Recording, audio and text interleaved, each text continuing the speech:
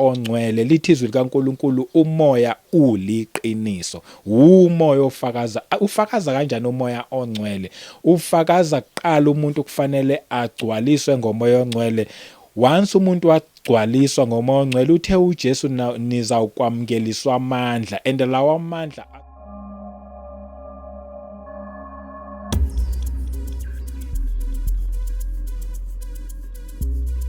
Welcome once again kuKota2 Media. Igama lami ngumduduzi ngokaShabangu. Angibingelele umoya ongcwele ekhona phakathi kwethu. Sibonge kungumusa, kunguthando lwakhe nje kulokhu sihlangana sishare lezi indaba ezimnandi. Ngibingelela abangcwele kuyindawo zonke la kufinyelela khona le message. Mhlawumbe yaqala nje ukuhlangana nale channel, ungasashintshi ungasayindawo. La sikhuluma indaba ezimnandi, indaba ezithinta umuntu kanye noNkulunkulu. Akukho kunye asinakho nje okunye, asinazonana nezinto eziphathekayo. Kuphela nje umuntu noNkulunkulu kuphela. Siphakamisa igama elithi uJesu Kristu inkosi. Ngiyabonga nje ngokuthi si-subscribe ngama comments, ngokulike. Ngiyabonga ngama channel members, ngiyabonga kakhulu. Inkosi inibusise, enikwenzayo kuyasiza. Akukholula ukhambisa lo msebenzi, ukhuluma nje iqiniso but kuyasiza ngempela. So siyanibonga nabaqhamukayo emaceleni, bayazazi abalokhu bede nje beqhamuka. Inkosi inibusise nonke, iphinde futhi ibusise nje wonke umuntu obukela le channel. Nonke siyanibonga, engathi inkosi inganisiza, inincede, inandisele futhi. Siqhubeka ke endabeni engilonje nginayo kulamalanga. Ngiyaqala ukuthi ngihlale esihlokweni esisodwa isikhathi eside kangaka. Impela nje angikhumbuli. Cha ngikhumbula impela nje ngikhuluma nje ngendaba eyodwa. Nami kuyangimangaza, kuyabonisa ukuthi akusimina, akusi-knowledge yami nolwazi lwami nokuhlakanipha kwami, kodwa nguNkulunkulu uyena futhi engimnikeza udumo. Ngithi udumo lonke lungolwakhe. Sibonga yena. I-message ithi siyamdinga umoya ongcwele. Iyona message nje engihleli kuyona ethi siyamdinga umoya ongcwele.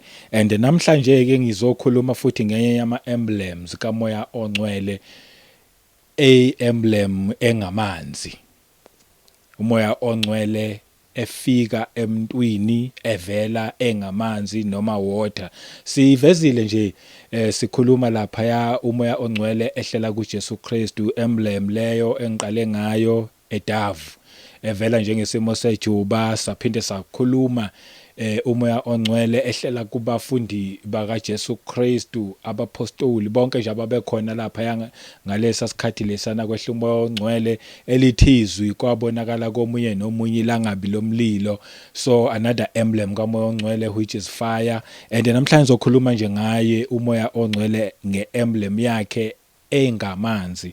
Ake kodwa ke siqale nganali iverse nje eli-opening scripture engihlala nje ngivula ngaso kwizenzo Acts chapter 1 kuverse 8. La kimi ifundeka ngalolu hlobo ithi, but you shall receive power when the Holy Spirit has come upon you. Isho nje kanjalo. Ngiyazi yaqhubeka but nje mina ngisama la kulo line lo ku A ka8 ukuthi but you shall receive power when the Holy Spirit has come upon you. Uma ungakuyibhekisisa kahle le message, uthando lolu uNkulunkulu eletha ebantwaneni bakhe abadalileyo, ukubonisa nje uNkulunkulu ukuthi ngithema ngabe nginidala ngiyonibeka emhlabeni. Angizange ngithi hambani nifike emhlabeni nje nibe yinto ezodlala uSathane noma niyosala niyibone, yabona njengabantwana benyoka abavele bayibone. Cha, but uyabonisa ukuthi ngithema ngabe nginithumele emhlabeni, ngiyaphinde futhi ngiyathembisa ukuthi ngizobe nginani. Yabona mayithi ngeke ngize ngikushiye, ngeke ngize ngikulahle. Enye yama sign ayo le ukuthi and manje ke umulokhu uhleli kuyena uthi but you shall receive power when the Holy Spirit has come upon you. Shothi manje uyabonisa ukuthi lolu thando lwami ngizobe ngilokhu ngilimanifesta kuwena. Angithi manje uthando lwakho lumanifestile ngendodana yakhe enguJesu Kristu eyinkosi nomsindisi wokuphila kwethu. wayebonisa uthando lapho elimanifest uNkulunkulu uthando ngathi thina bantu. And manje uma esekhuluma lapha futhi uJesu Kristu uveza futhi lolu thando luqhubeka luprogressa lolu thando luma endaweni eyodwa. Lokho kwenza ke manje ubona ukuthi yabona uma ngabe usindiswa wamukela uJesu eba inkosi nomsindisi i-entry level leyo, but awupheleli kwi-entry level, kuyangenwa ke kuhanjwe, uyahamba noNkulunkulu kule journey as long as usaphila uphila uhamba naye, and the more lokhu uhamba naye ube lokho elibonisa lolu thando kuwena, elokho elambula lolu thando, lokho libona lolu thando. Ngani? Ngokuthi nawe awuzange nje waphelela ekuthenini ngavuma ukuthi uJesu uyinkosi nomsindisi kwabe sekuphelile. Cha, iyaqhubeka, there is progressing, la kuyaprogresswa, kuyiwa phambili, khona la kuyiwa khona ufika kwi-Christianity noma ekukholweni kuJesu Kristu ungumntwana ungazi lutho. Kodwa manje the minute sewufikile khona ubeke manje usulokhu uqala lokhu uhamba naye. Mawulokhu uhamba naye kunezinto thululwayo eyidilikayo eyilokhu yisala lapha endleleni, and lezi zinto eyilokhu yisala lapha endleleni ke manje zikwenza ukuthi uthi mawulokhu uyahamba le journey ulokhu uyabushiya ubuntwana uhambe ke manje uyongena kwi-maturity. Yabona lokhu uhamba naye ngoba akakufuni naye lokhu ungumntwana kuphela, kodwa usifuna si-matured, la sesimazi khona, la sesima-understanda khona, ufuna size sifike kwi-level ye-perfection. Iyona nto ayifunayo leyo uNkulunkulu ngathi thina bantu, but abaningi bethu bayithanda belapha kuleya level leya ye-baby Christians. Abafuna abantu kuyibona befike lapha kwi-maturity, kanti uNkulunkulu inhloso yakhe ukuthi size sifike kwi-maturity ngendlela. Akekho kumuntu oyoba perfect as long as aphile emhlabeni, kodwa we are fighting ukuthi si-reach that level ethile ye-perfection, even though ngeke ube 100% perfect ngoba singabantu, but that level ethile ye-perfection. And manje soyi-reacha kanjani? Uyayisho indaba la uJesu uthi, but you shall receive power when the Holy Spirit has come upon you. Angithi manje le power iyona ezokusiza ukuthi ukwazi ukuyihamba le journey, and le power yazi nje uNkulunkulu ngendlela asithanda ngakhona konke lokhu uma kwenza ebonisa lolu thando ethi sizothola nalamandla, konke kumahala, ayikho into ebhadalwayo, akukho. Asenzi thina even nama-sacrifices athile. Yabona ebumnyameni maningi ama-sacrifices enziwayo, but la nje kuNkulunkulu awekho ama-sacrifices. Ukukholwa bese uyamlalela, ube ngumntwana abe ubaba, ulalele yena wenza intando yakhe, then uqedile. Ezweni ukuze uthole lawo amandla, hey, uzokwenza ama-sacrifices angapheli, into nawe uzogcina ungasayithandi. And manje nepower yasezweni oyithola la ezweni yile nje ne-trap kuphi ekubhubhisweni. Akekho umuntu ofuna ukuyobhubha, but-ke nazi iy'ndaba ezimnandi uthi uJesu, but you shall receive power. Ubonisa uthando when the Holy Spirit has come upon you. Asiqhubeke-ke manje sephambili, ngathi sikhuluma la nge-emblem kamoya ongcwele engamanzi. Maybe someone ulokhu uyazibuza, umoya ongcwele engamanzi efika emntwini kanjani? Thina sazi indaba yezenzo ku chapter 2. Umoya ongcwele nje mawehlela emntwini, umuntu ethola ibaptism ukukhuluma ngelimi. Le ikhona asiyibheke ngezwi-ke, ilona elosisiza izwi. Even though ngeke ngiyiqedeke le namhlanje, because izofuna ukuthi ngilokhu ngiyiveza, but ake sibheke for today imessage ukuthi ithini. Ake siye lapha ya kuJohn, encwadini kaJohn chapter 4. Iyona ezokwazi ukuthi isambulele futhi okunye okuthile la. KuJohn ku chapter 4 ngizothi nje ukufunda nje amavesi ambalwa. Nizongibekezelela ngoba ukuze izwakale kahle le ndaba kufanele siyilande ezweni, singayikhi phezulu. Mangabe ngizoyikha phezulu ngeke izwakale. Futhi nje angifuni nokuthi ngize ngilethe my own wisdom and understanding. Angilethe nje nakho nje okusezwini, ngiyathemba abantu bayalithanda izwi futhi bazokubekezelela. John chapter 4 verse 1, it therefore when the Lord knew that the Pharisees had heard that Jesus made and baptized more disciples than John. 2, though Jesus himself did not baptize, but his disciples. bafundi labo sasazi leso story ngengena kakhulu lapho ngiyafunda, but kubalekile ukuthi la ngiyakhona angikwazi ukwajumpa wonke lamavesi lawo. Verse 3, he left Judea and departed again to Galilee. That's Jesus. 5, so he came to a city of Samaria which is called Sychar, near the plot of ground that Jacob gave to his son Joseph. 6, now Jacob's well was there. Jesus, therefore, being wearied from his journey, sat thus by the well. It was about the 6th hour. Wafika wahlala lapha emthonjeni owawugujwe nguJacob long time ago. Wafika wahlala khona ekhathele ngehora lesithupha. 7, a woman of Samaria came to draw water. Jesus said to her, give me a drink. Kwaqhamuka owesimama waseSamaria ke. Qala lapha indaba yethu sesiqhubeka nayo. Uyaqhamuka owesimama waseSamaria uzokha amanzi. uJesu uthi ngiyacela ukuthi ngiphuzise amanzi. 8, for his disciples had gone away into the city to buy food. Wayehleli yedwa abafundi bakhe sathola ukuthi babeyothenga ukudla. 9, then the woman of Samaria said to him, from me, a Samaritan woman. Uyabuza khosi yambona ukuthi ngumJuda lo. Uyabuza ukuthi ucela amanzi kimi ngingowesimama waseSamaria. For Jews have no dealings with Samaritans. Uthi yazi ukuthi amaJuda ayikho nje into ayihlanganisa nama-Samaritans. 10, Jesus answered and said to her, if you knew the gift of God. uJesu la ephendula owesimama waseSamaria. Uthi uma emphendula uthi kube bowusazi isiphiwo sikaNkulunkulu. If you knew the gift of God. Ayithi sokhuluma la ngomoya ongcwele. Emblem ngamanzi noma emblem yamanzi noma amanzi emblem kamoya ongcwele. Uthi if you knew the gift of God.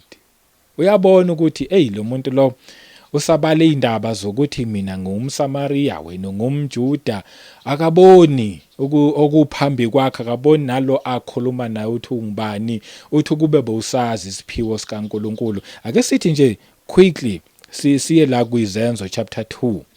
Ngifuna nje ukuthi kuvele the gift of God ukuthi yipi la ku verse 38 weZenzo. It then Peter said to them, ekhuluma nabo bonke ababe khona lapha babemamele, wathi repent and let every one of you be baptized in the name of Jesus Christ for the remission of sins. Mabaphenduke wonke umuntu abhabhadiswe egameni likaJesu Kristu kube ngukuthethelelwa kwezono, and you shall receive the gift of the Holy Spirit. Emveni kwalokho nizawukwamukeliswa. You shall receive the gift, isiphiwo sikamoya ongcwele. Nanje indaba ebengifuna ukuthi ngize kuyona njengoba ngifunda leli verse. And you shall receive the gift of the Holy Spirit. Nizokwamukeliswa isiphiwo emva kwalokho sikamoya ongcwele. Uthi uJesu lapha ku John ku chapter 4 ekhuluma nowesimame waseSamaria. Uthi ku verse 10, if you knew the gift of God. Uthi kube bewusazi isiphiwo sikaNkulunkulu ukuthi engiza nakho kuhle kangakanani. Kulungile, siqhubeke. And who it is who says to you. Uthi futhi kube bewusazi okokuqala, kube bewusazi isiphiwo sikaNkulunkulu. And meaning futhi ukube bewazi ukuthi ngubani lo othi give me a drink, othi ngiphuzise.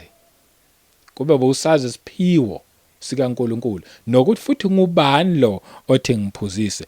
Uthi you would have asked him and he would have given you living water. Uthi wena ubuzomcela, emveni kwalokho ubuzothi mawusucelile bese uthola amanzi aphilayo. Ideep lendaba isimangaliso nje. Uthi kube bewazi ngabe wena mina yimi ocela amanzi lapho ukuthi ngiphuzise, but kube bewazi wena ubuzocela bese mina nginguJesu ngopha amanzi aphilayo. Sonke ke siyazi ukuthi amanzi, water is life, but that doesn't mean ukuthi amanzi ayaphila. Amanzi awaphili phela ukuthi masiwaphuza emzimbeni asenza sikwazi ukuthi siphile, sikwazi nokuthi sifunction senze konke. That's why sithi water is life, but amanzi wona awaphili. Lokho siyakwazi lokho. So uJesu lapho ukhuluma ngamanzi aphilayo, a living water, shuthi khona amanzi aphilayo. Ingakho ethi if you knew the gift of God, kube busazi isiphiwo sikaNkulunkulu, khona amanzi aphilayo. Yabona uJesu la ulethi emblem engamanzi, this emblem uyiveza ingamanzi, but khona refera kuyena uma ekhuluma kanje uJesu Kristu, and lo a refera kuyena ungophilayo. He is a living water, lo akhuluma ngaye la uJesu Kristu. Verse 11, mhlambe akwazi uyizwe le ndaba noma uyizwe le ndaba ikhulunywa ngalendlela, izwi nje likaNkulunkulu li very deep. Sikhuluma la nje ngomoya ongcwele, that's why ngithi siyamdinga umoya ongcwele. Ufika kowesimame waseSamaria uzolethi introduction noma uzom-introduce ukuthi khona amanzi aphilayo, nawe ukububu wazi ukuthi ukhuluma nobani. Ngabe uyacela ukuthi ukwazi kwawena ungowaseSamaria, ulokhu uthi awudlelani namaJuda nje, ngabe uyacela kwawena ukwazi ukuthola lawa amanzi aphilayo, uzubona ukuthi lamanzi aphilayo siwadinga kangakanani.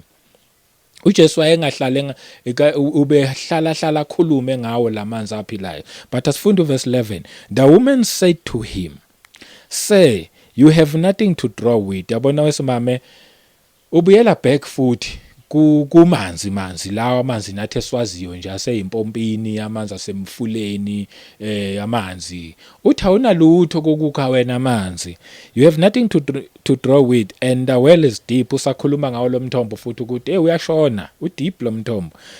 Where then do you get the living water? Uzowathatha kuphi pho wena amanzi aphilayo? Uyabona akaka understand, kodwa uyezwa ukuthi kukhulunywa ngamanzi aphilayo lapha, futhi ufuna uwacela kimi, kodwa futhi yena futhi usenawo, futhi awunawo nento yokukha, futhi nomthombo mkhulu udeep ushona phansi. Asiqhubeke verse 12, are you greater than our father Jacob? Uyaqala manje uyayiletha le ndaba yesimama waseSamaria, naye uba deep manje naye, kodwa usayiletha ngohlobo nje lwamanzi.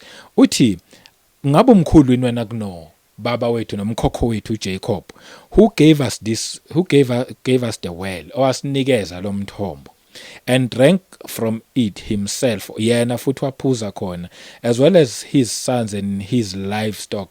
Okusho ukuthi uJacob umthombo omdala lo abakha kuwo laba baseSamaria, wawugujwa uJacob kudala, naye waphuza khona, namadodana akhe nemfuyo yakhe baphuza khona. So nabo laba omama baseSamaria bakha khona la ukuze bakwazi ukuthi bathole. So uyabuza ukuthi wena ngabe ngomkhulu wini? Asiye ku verse 13. Jesus answered and said to her, whoever drinks of this water will thirst again. Uyabona manje uJesu uyamcacisela futhi ngoba uyambona ukuthi yena still usakhuluma nje ngamanzi. Umbuyisela kuona ke lawa amanzi ke lawa akhuluma ngawo ke lo mthombo deep oshona phansi, uJacob wagujwa uJacob. Uthi uJesu uyabona kophuza lawa amanzi lawa owena okhuluma ngawo, usazophinde wome futhi, okukhomba khona ukuthi amanzi awasiyona i-living water, awaphili amanzi, kodwa ayasiza thina emzimbeni, but wona awaphili. Yingakho ethi la ophuza lawa amanzi usazophinde ome futhi. Kusho ukuthi ayakusiza nje for leso sikhashanyana leso, emva kwesikhashanyana futhi uyobusuwadinga futhi, usudinga futhi ukuthi uphinde futhi uwaphuze. But ake siqhubeke sifunde. Ithi ku verse 14, but whoever drinks of the water that I shall give him will never thirst. Kodwa ozophuza amanzi engizomnikeza wona ngeke aphinde ome. Yo, ideep lendaba. Jesu ukhuluma ngamapha amanzi. Mina sikhuluma nge-emblem kamoya ongcwele engamanzi. Umoya ongcwele efika emntwini, umuntu agcwaliswe ngomoya ongcwele, but angithi kuJesu kwehla umoya ongcwele ufana nesimo sejuba. that was the baptism of the Holy Spirit kuJesu Kristu.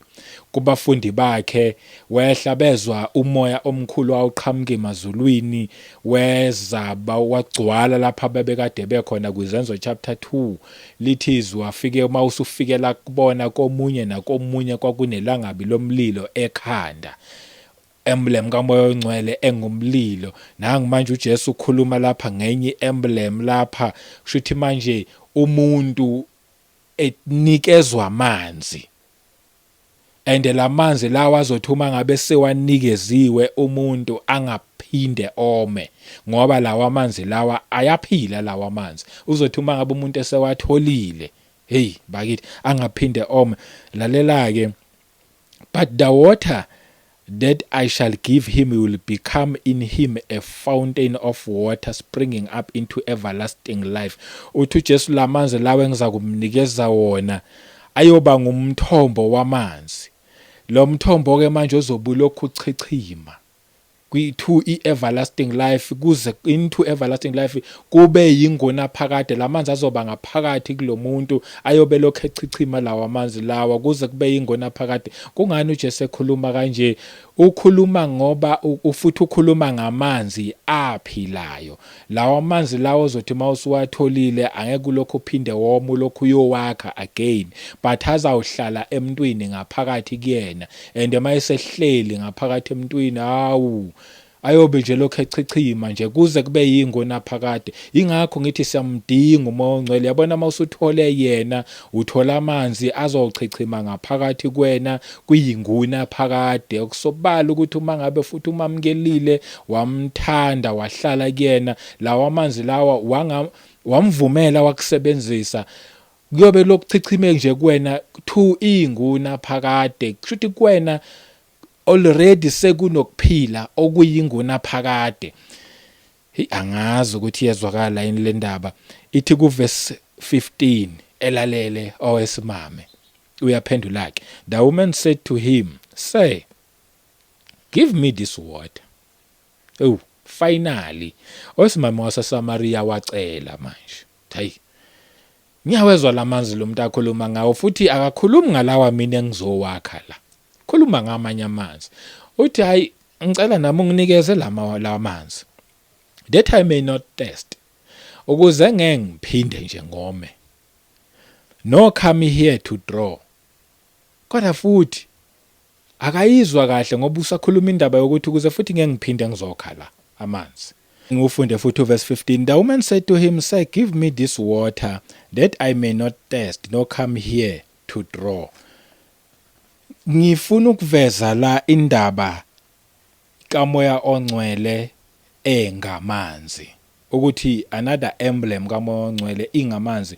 uJesu njengoba ekhuluma kanjena nje wayengafuni amanzi, kodwa yebo yena wawacela amanzi kowesimame waseSamaria, but wayefuna ukuletha inkulumo la uJesu Kristu yokuthi khona amanzi ongathi uma usuwatholile ungumuntu ungaphinde wome, and azawuhlala lapha ngaphakathi kwena abe ngumthombo lawa amanzi. Yabona umthombo ohlala ukhipha nje amanzi njalo, and ke manje they will spring up into everlasting life. Yabona lawa amanzi ayobe nje lokhu ephophome njalo kulo muntu ozobe watholile. Kusho ukuthi lo muntu oyothola lawa amanzi oqala uyobe ethola amanzi aphilayo. Kusho ukuthi ke manje yena njengoba esethole nje amanzi aphilayo, kwayena ke manje ngaphakathi kuyena kuphuma amanzi aphilayo. Kusho ukuthi noma ekhuluma ukuphila lo muntu ngenxa yalamanzi awanikeziwe. Yabona lokhu kuphila okuqhamuka ngaphakathi kuyena, nomunye othi uma ngabe lalele asho athi yazi yaphila ke lenkulumo, azaphila ke lawa amazwi, akusuyena umuntu osuke ekhuluma noma ephila noma eletha ukuphila ngaleso sikhathi, kodwa yilawa amanzi angaphakathi kuyena, phophoma ngaphakathi kuyena bese lokho ephuma awukuphila lawa amanzi. And ke manje nolalele naye noma kuthiwa ke nakakagcwaliswa ngomoya ongcwele ngenxa yalamanzi alokho ephuma ephila, uthi mayezwa naye azasha athi yazi ngaze nami ngaphuza, yazi ngazizwa sengidelile. Uke wezwa uyilalela intshumayelo, uyilalela ishunyayelwa uze usho nawe ukuthi yazi ngifike ngilambile. yazi ngadla ngasutha, omunye athi yazi ngifike ngithwele, yazi ngizizwa sengikhululekile, omunye bengikhathazekile, yazi nje ngaba relieved, omunye bengigula khona manje sengiyaphila. Yilawa amanzi lawa ngithi ke manje afike emntwini abangumthombo, and ke manje alokhe ayachichima nje ayaphuma, and the moya lokhe ephuma kulaba balalele ngaleso sikhathi leso, umoya ongcwele esebenza. Kunoma ngabe yiphi imithwalo abantu ababhekane nayo, uyakwazi ukuthi wena olambile idla izwi uphile, omile phuza uzizwe nawe sewenelisekile, ogulayo aphile. Yabona nje umoya ongcwele esebenza. Ukhona umoya ongcwele uNkulunkulu ukuthi thina kaningi simlimithile, samlimitha ngendlela eyodwa. Yalapha kwizenzo ku chapter 2 ukuthi i-baptism of the Holy Spirit noma ukugcwaliswa ngomoya ongcwele kofika nje ngendlela eyodwa, ukuthi othi uma ngabe sefikile umoya ongcwele and then uzokhuluma ngezilimi. Samlimitha iningi lethu uNkulunkulu. Cha, akuzange kuze kuphelele lapho. Ake siye lapha ya encwadini kaHosea, siyishiye le encwadini kaHosea ku chapter 6 sibheka uverse 3 wakhona. It like me, let us know. Let us pursue the knowledge of the Lord. Masazi. Masilifune lolu lwazi luka Jehova. Let us pursue the knowledge of the Lord. His going forth is established as the morning. Imnandi futhi uma ngabe sizophinde siyibheke nangesizulu. Masimazi sijonge ukumazi uJehova. Ukuphuma kwakhe kuqinisekile njengokusa. His going forth is established as the morning. Ukuphuma kwakhe kuqinisekile njengokusa. Bese ithi, he will come to us like the rain. Uyakufika kithi njengemvula. Like the latter and former rain to the earth. Njengemvula yemuva enethisa umhlaba. Uyakufika kithi njengemvula. Angithi manje this is another emblem of the Holy Spirit engamanzi, ukuthi ke manje na he will come to us like rain. Uyakufika kithi njengemvula. Ubani? Ngumoya ongcwele efika kuthina njengemvula. Lo owabhala la uProfeti Hosea. And njengoba ebhala kanjena nje uProfeti Hosea wayengabhala amazwi akhe nokuhlakanipha kwakhe, kodwa wayambulelwe nguNkulunkulu ukuthi abhale lawa amazwi. uNkulunkulu wayekhulume kuyena. And ekhuluma ngokuzokwenzeka ukuthi masimazi, maseyifuna indlela kaNkulunkulu. Akusiyona yona yodwa indlela ye-baptism of the Holy Spirit leyo ukuthi uzawukwehla and then bese ukhuluma ngezilimi. Cha. Ikhona futhi enye indlela kamoya ongcwele, umuntu egcwaliswa ngomoya ongcwele ehla njengemvula enethisa umhlaba wonke. Ake nje ngilethe nabo ubufakazi ngami. Futhi nje sekukaningana ngilo ngibuletha lobu bufakazi. Ngoba kufanele kwamina ukuthi mangabe ngilo ngikhuluma nje ngomoya ongcwele ngiveze kumina ukuthi kumina kwenzakala kanjani, mhlambe for someone ongazi. Ukuthi ngize ngikhuluma kanjena nje kungani. Kwaku 2005 uma ngabe kwenzeka kumina lokho. Sifundileke nje kaningi futhi nje sisazolokhu sifunda uNkulunkulu ethandile ukuthi uNkulunkulu lithizwi lakhe uyakwazi ukuthi akhulume ngemibono futhi uyakhuluma nangamaphupho. Yingakho ethi your sons and daughters shall see visions, your young men shall see visions, your old men shall dream dreams. Usho kanjalo. Bese ethi your sons and daughters shall prophesy. Kulungileke asibuyela. uNkulunkulu uyakhuluma ngemibono nangamaphupho. 2005 uma nje uNkulunkulu elokho ebhizi esebenza kumina kakhulu ngalowo nyaka. Wela kuzange kuphelele lapho ke. Up until today that's why ngikwazi ukuthi ngishare la amazwi lawe engiwalethayo. But ngalowo nyaka loyo ngaphupha indawo engangikuyona sasibhabhadiswa kuleya ndawo. Wawufika ungena emanzini ubhabhadise, ngithi sasibhabhadiswa ngoba ngangingengedwa, even though abanye nganginaba ngibazi ukuthi babe ngobani angibabonanga, but I noticed ukuthi ngangingengedwa. Wawufika ungene ubhabhadiswa, mawuqeda ukubhabhadiswa bese uyakhishelwa ngaphandle. mawuphuma ngaphandle bese uyagqokiswa. Into eyenzeka kumina ngathi mangiphumela ngaphandle uma ngigqokiswa ngase ngiyama ngamanje futhi ngabheka ngala engibheke ngakhona kule direction engangibheke ngakuyo. Angazi ukuthi yini eyanza ukuthi ngime nje ngibheke nje that side. Uma ngabe ngibheka that side ngabona lo muntu oqhamuka phezulu.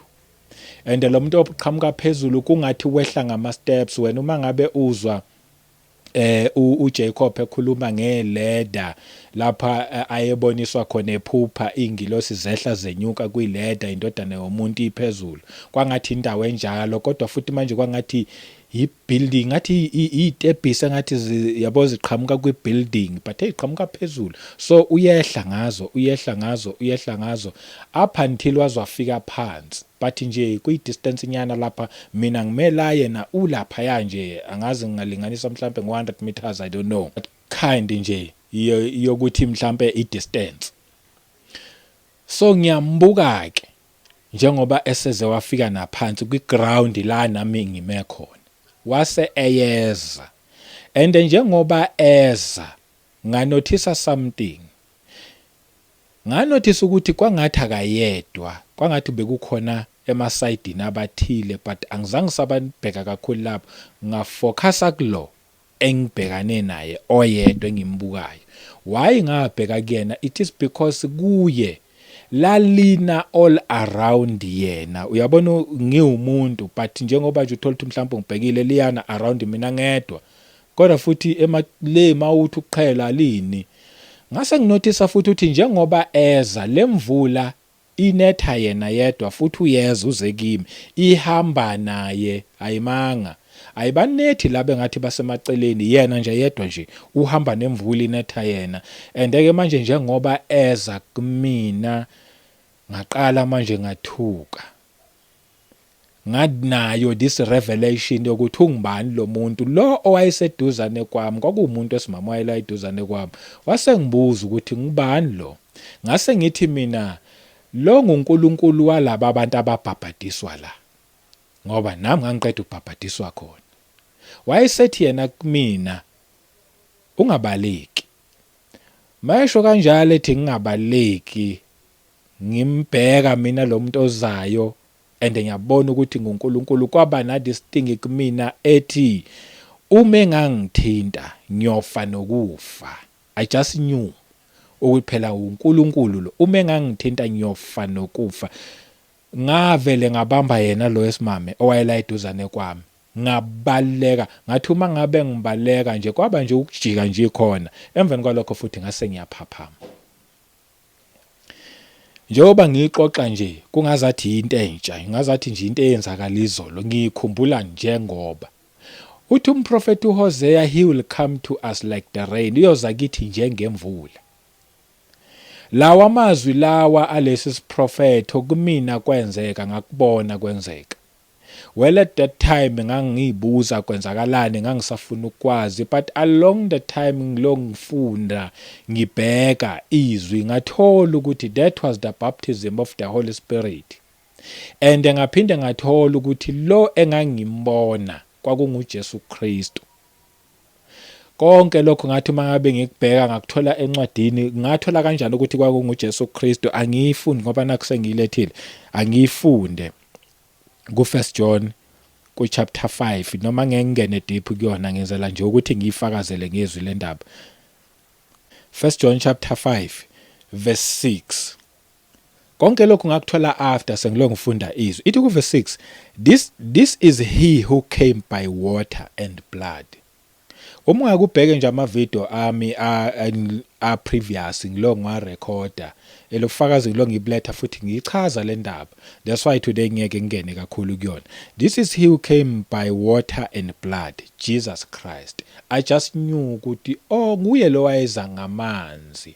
Ngathola after ukuthi uProfet uHosea wayekhulumile ngale ndaba, and nangu futhi uJohn naye eyibhala futhi le ndaba. Nyazi abanye banenye i-interpretation yalelizwi. Ideep indaba yalelizwi. Abaningi bathi uma ngabe be-interpreta lelizwi bathi this is he who came by water, basho ngoba wangena kwi-baptism ngesikhathi uJohn umbhaphatisi embhaphatisa. Bese bethi ema ngabe lithi and blood, basho ngoba uJesu wabethelwe esiphambanweni. Well, nabo indlela abambulelwe ngakhona. But this is deeper than that meaning. I-meaning kahle kahle lapha ingokwambulwa kukaJesu Kristu, ngoba uzasho uJesu athi akekho wazi uBaba except indodana. Akekho wazi indodana except loyo indodana efisayo ukuthi izambule kuyena lowo muntu loyo. Lalela ke siqhubeke nayo ke. And it is the Spirit who bears witness, because the Spirit is truth. Ngumoya ongcwele ofakazayo ngoba umoya uliqiniso. Umoya kaNkulunkulu, umoya ongcwele nguyo ofakazayo. Angijampe le ngamabomu verse 7 no verse 8. Angiye ku verse 9. Ithi ku verse 9, if we receive the witness of men. Angithi ke ukunotice emasontweni kuthiwe onendodana onobufakazi. And ngempela bese ke kuthiwa ke onobufakazi akeze phambili. Siyazi emasontweni abantu beletha ubufakazi, uNkulunkulu ungisizile ngathola umsebenzi, uNkulunkulu ungisizile ngasinda kwi-car accident, uNkulunkulu ungisizile umntwana wami begula useyaphila. Yabona lobo bufakazi lobo lithizwi likaNkulunkulu ke lana ku verse 9, if we receive the witness of men. Uma ngabe siyabamukela ubufakazi bomuntu, the witness of God is greater. Kunobufakazi bukaNkulunkulu which is greater.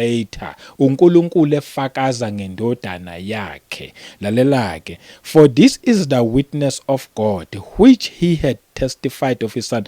Lobo ngubufakazi bukaNkulunkulu efakaza ngendodana yakhe. Uma uqala ukuyifunda from verse 6 uzothola ukuthi uNkulunkulu efakaza kumuntu, umuntu bese yaqala eyabona whether ngephupho noma ngombono, but uNkulunkulu ezambula emntwini. Kwenzakala kanjani lokhu? Ngomoya ongcwele. Lithizwi likaNkulunkulu umoya uliqiniso. Umoya ofakaza. Ufakaza kanjani umoya ongcwele? Ufakaza kuqala umuntu kufanele agcwaliswe ngomoya ongcwele. Once umuntu wagcwaliswa ngomoya ongcwele, uthe uJesu niza ukwamkeliswa amandla, and lawa amandla azakwenza ke manje ukuthi bese uyakwazi nawe ukuthi uthole lobu bufakazi uNkulunkulu afakaza ngabo, efakaza ngendodana yakhe enguJesu Kristu. Angifunde no verse 10. He who believes in the Son of God has the witness in himself. Kuye ngaphakathi kuyena. Okholwa indodana kaNkulunkulu unobufakazi kuye ngaphakathi kuyena. Ngiyabona lobufakazi lobu bokuthi uNkulunkulu ungigcinile ngaze ngafika kule age engikuyona. Ngikhuluma ufakazi bendodana. Unabo lobufakazi lo muntu kuye. He who does not believe God has made him a liar, because he has not believed the testimony that God has given of his son. uNkulunkulu unabo ubufakazi abuletha ngendodana yakhe, but abanye babantu abafuni lobo bufakazi lobo. Ithi ke ngidlule siye lapha ya encwadini kaJohn chapter 1. I think iyona incwadi engizovala ngayo le, John chapter 1. Sikhuluma ngomoya ongcwele emblem yamanzi. uNkulunkulu egcwalisa umuntu ngomoya ongcwele, noma uNkulunkulu ebaptizer umuntu ngomoya ongcwele ngeform yamanzi. kuJesu kwakuyiform of a dove. Kwazothi kubafundi bakhe kwaba yiform of fire. Then umethanda futhi ngeform yamanzi. Ithi kuyincwadi kaJohn ku chapter 1, mangabe ngizofunda nje uverse 11. Lithi lelizwi, he came to his own, and his own did not receive him. John 1 verse 11. Weza kokungokwakhe, okungokwakhe akumamkelanga. Bengilo ngiyikhuluma le ndaba ngiveza. uNkulunkulu waletha indodana yakhe ogama lakhe linguJesu Kristu emhlabeni. Ethi ngithande izwe lonke, wonke umuntu izono zakhe seyithethelelwe. But akusibo bonke abamamukelayo uJesu njengenkosi nomsindisi wokuphila kwabo. Bonke labo abatholakala izono zabo engathethelelwanga bayithole sebesekulahlweni. Hayi ukuthi ngoba uNkulunkulu bengazange ayilethe isolution yesono. Usithande sonke futhi ngokulinganayo ngokufana. Kuphela ukuthi uNkulunkulu uzile kokungokwakhe. Okungokwakhe akumamukelanga. Efika in a form of a son, enguJesu Kristu. Lalelake, uphinde wathi futhi umekhuluma naku umprofeti uJoel wathi umoya ongcwele uyawukwehlela kuyo yonke inyama. Even Zenzo chapter 2 ziyayifakazela futhi uPeter sekhuluma. Umoya ongcwele uyawukwehlela kuyo yonke inyama, hayi kwabathile, hayi kwabaspecial. Akabheki ubuso babantu uNkulunkulu but kuyo yonke inyama. Lithi izwi ke njengoba ngifunda lapha kuJohn 1:11, he came to his own. Kushuthi uNkulunkulu uzile kulokho ngokwakhe akudalile. Wananga umoya ongcwele. Kodwa kulaba abadalwe nguNkulunkulu abangabakaNkulunkulu abamamukelanga umoya ongcwele. That's why sisenkingeni esikuyona today. That's why amabandla ethu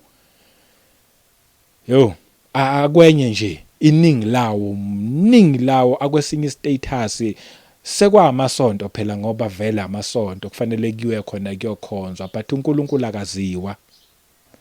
Futhi nje akahlonishwa nje. Uyabona nangendlela okuoperatewa ngakhona.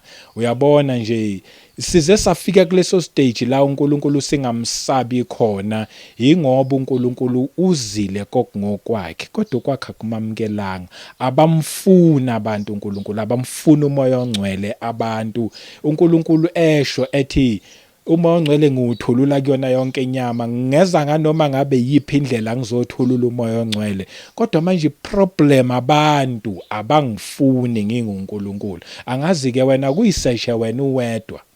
Uyibheke wena uwedwa ubone ukuthi wena uyamdinga noma umdingini but nje i-message engiza nayo ithi siyamdinga umoya ongcwele.